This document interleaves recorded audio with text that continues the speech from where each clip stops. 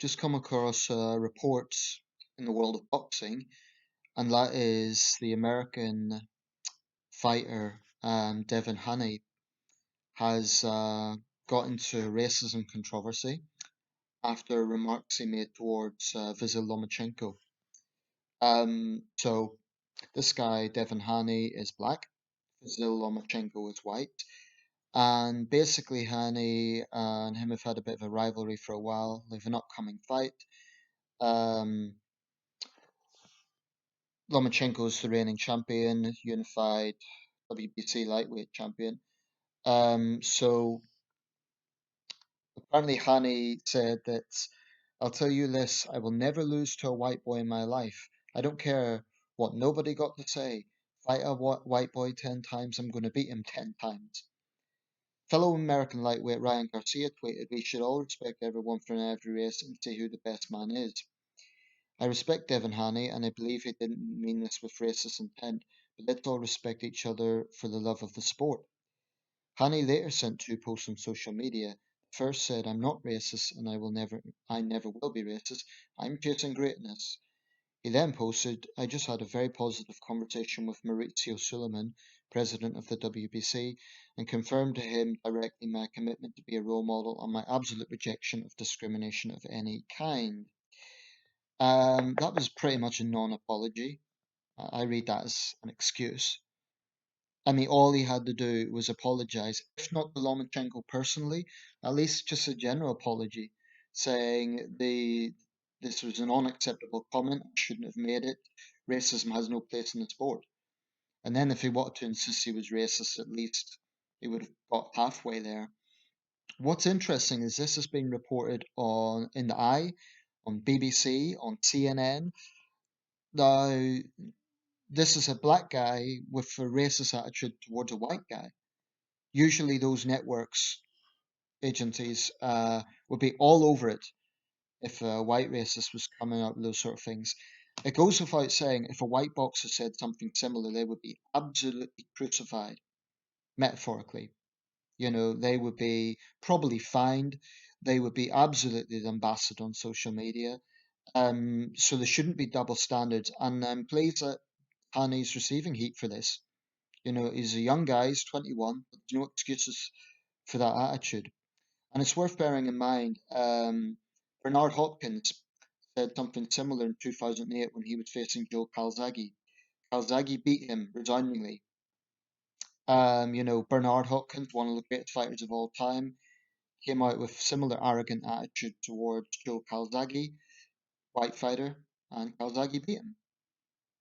Not because he was white, but because he was the better fighter, certainly on that occasion at least. Um, the world of boxing has had a racist history in the past. There's no question about it. We think back in the days when Jack Johnson used to win fights, there would be race riots, and black fighters faced vicious racism. To the with the color bar, they had to fight in Europe instead. So American black fighters had to go to Paris and London. That was disgraceful, and those racial tensions even went up quite recently. I'm thinking of the fight between Larry Holmes and Jerry Cooney in 1982, and Marvin Hagler and Britain's Alan Minter in 85, I believe it was. Both those fights had real racial overtones to them. Um, Thankfully, that has, I believe, gradually gone away from the sport. But clearly, there's still some guys out there that just have to bring race into it. Let me say something right now.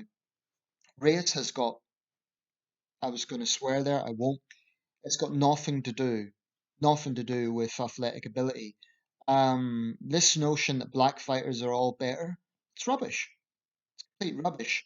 There's certain stereotypes like Mexicans are very aggressive sort of fighters, um, and so on. But there's great fighters from every ethnic group, literally, and there's mediocre or poor fighters from every ethnic group.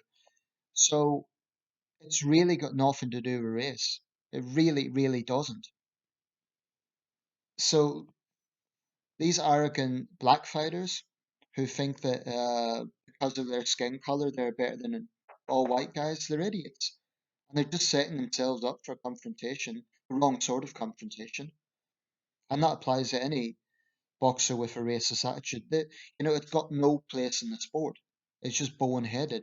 And I really hope Lomachenko beats him, not because he's a white guy, not because it'll be some victory for the white race or something like that, but because this guy needs a bit of humble pie. Lomachenko's one of the best fighters in the world. I haven't really been following the sport that closely of late, but yeah, I hope Lomachenko wins. Um, with sporting events, with boxing matches, I'm not sure if they're going to do what WWE is doing. They'll have the fight, but it won't be before a live audience because of the social distancing thing. I don't know how they're going to work that. I'll say one thing: Michelle Joy Phelps, I was a little disappointed in. Um, I usually think she does her homework, but she called Lomachenko a Russian, which is just ignorant. A lot of American commentators seem to think that every country, let's say east of Switzerland, is Russia. It's just lazy, and she's. I usually respect her. I usually think she's a good boxing journalist. She does her homework, but that was just lazy. She was discussing the case, and she was uncomfortable with it. She said it made her blood boil. Actually, so fair play to her for that. But come on, Michelle. Lomachenko's a Ukrainian. Ukraine is not Russia. Look it up. That's just sloppy. And she's not the only one. I've seen other American boxing commentators. I mean, the Klitschko's used to always be called Russians, which is just lazy journalism. Um, so let me know your thoughts. It's racism has no place in the sport, and this guy Devin Haney really needs some humble pie. That was a non-apology. To say that he rejects racism of any kind after making a comment like that, it's a sloppy excuse. Really is. And then to arrogantly say I'm chasing greatness. He should just show some humility, admit he was wrong, and apologize to Vasyl Lomachenko. I mean, if Lomachenko had said something similar about black fighters, think of the way he would have been absolutely mercilessly lambasted for that. There shouldn't be double standards. So I'm pleased that it's getting attention. I'm pleased it's not being swept under the carpet. That's good. It's good that, and he is getting critique. And it's all he deserves. And I'd like to see him get beaten for the fact that he needs to eat some humble pie. Not because he's black and his opponent's white, just because of his attitude. And other black fighters should be calling him out for it. White fighters, I remember Rocky Marciano used to get really angry when people would give racist attitudes towards Joe Lewis and other black fighters, claiming to be his fans. Marciano was very anti-racist in that sense, which was actually quite unusual for the 50s. And he used to get very angry with those sort of attitudes. So I hope other black fighters call this guy out and say, look, you don't represent us. That attitude does not represent our thinking. Just like white fighters would be expected to condemn white racists in their midst.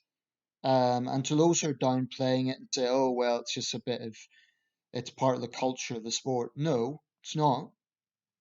At least it shouldn't be. Not today. Not in the year 2020.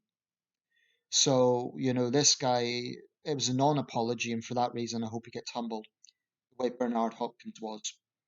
Bernard Hopkins is a great fighter, but, he came out with a racist attitude and he was beaten. And he wasn't beaten because he's black and because Calzaghe was white. He was beaten because on that night, Calzaghe was the better fighter. Simple as that.